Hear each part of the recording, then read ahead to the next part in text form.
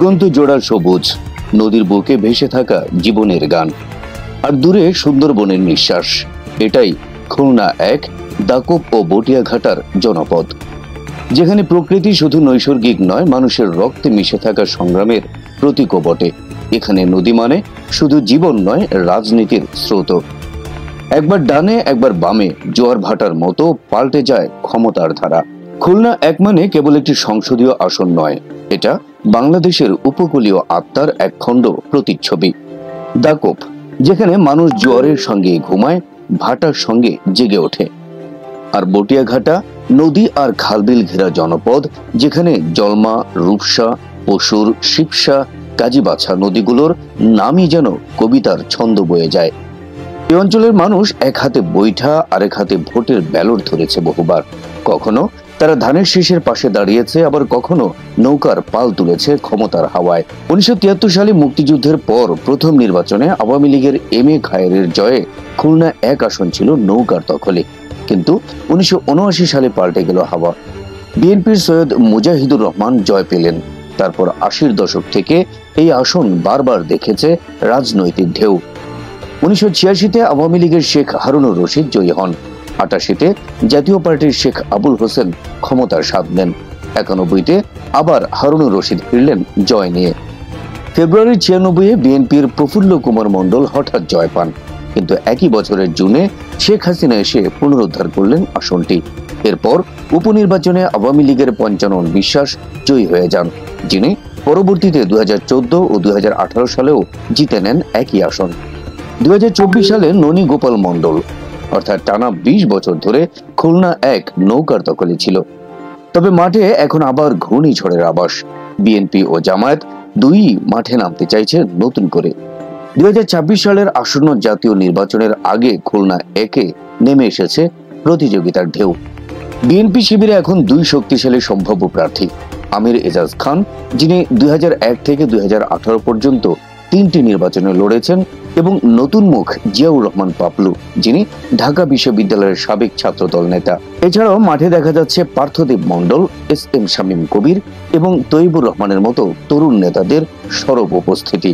তারা কেউ ব্যানার টানাচ্ছেন নদীর ঘাটে, কেউ উঠান বৈঠকে কথা বলছেন জেলেদের সঙ্গে। জামায়াত ইসলামী থেকে বটিয়াঘাটা উপজেলা জামায়াতের আমির শেখ আবু ইউসুফ হচ্ছেন এই আসনের একক প্রার্থী।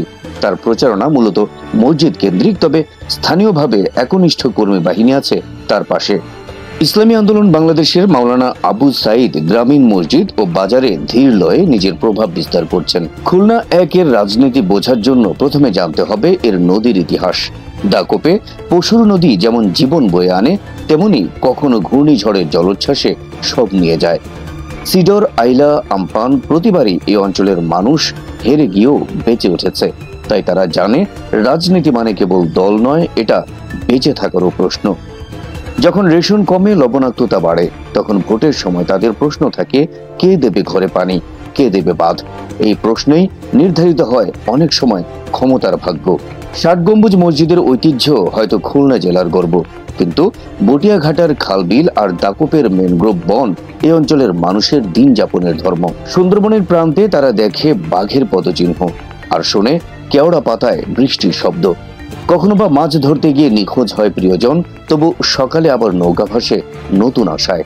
এই মাটিতে রাজনীতি মানে কেবল দলীয় পোস্টার নয়, এটা জীবনের গল্প, প্রকৃতির সহচারিতা। নির্বাচনের আবেগ মুহূর্তে এখন খুলনা একের চায়ের দোকানে, হাটে বাজারে শোনা যায় একটাই কথা, এইবার কি পাল্টাবে কিছু? বিএনপি আশায় বুক বাঁধছে, দীর্ঘদিনের অনুকূল হাওয়া এবার হয়তো ফিরে আসবে। জামায়াত ও ইসলামী আন্দোলনও নিজেদের সংগঠিত করছে নিচু তলায়, কিন্তু আওয়ামী লীগও নিশ্চুপ নয়। তাদের মাঠের কর্মীরা গ্রামে গঞ্জে সক্রিয়। রাজনীতি এখন নদীর মতোই, দিক বদলায় কিন্তু থেমে থাকে না। খুলনা এক একদিকে সুন্দরবনের নিঃশ্বাস, অন্যদিকে মানুষের সংগ্রামের ছাপ। এখানে ভোট মানে শুধু ক্ষমতার প্রতিযোগিতা নয়, এটা প্রকৃতি ও মানুষের টিকে থাকার লড়াইয়ের অংশ। যে নদী একদিন জীবন দিয়েছে, সেই নদীর তীরেই এখন নির্ধারিত হবে ভবিষ্যৎ, ধানের শীষের কণ্ঠে নাকি দাড়িপাল্লার ওজনে। এটাই খুলনা এক, বাংলাদেশের রাজনীতির এক নৌযাত্রা, যেখানে নদীর স্রোতের মতো বদলায় সময়, তবুও মাটির গন্ধে অটুট থাকে মানুষের ভালোবাসা। আপনি আমাদের চ্যানেলে নতুন হয়ে থাকলে সাবস্ক্রাইব করুন এবং আমাদের সাথে থাকুন। আমরা পর্যায়ক্রমে 300 আসনের রিভিউ নিয়ে হাজির হচ্ছি আপনাদের সামনে।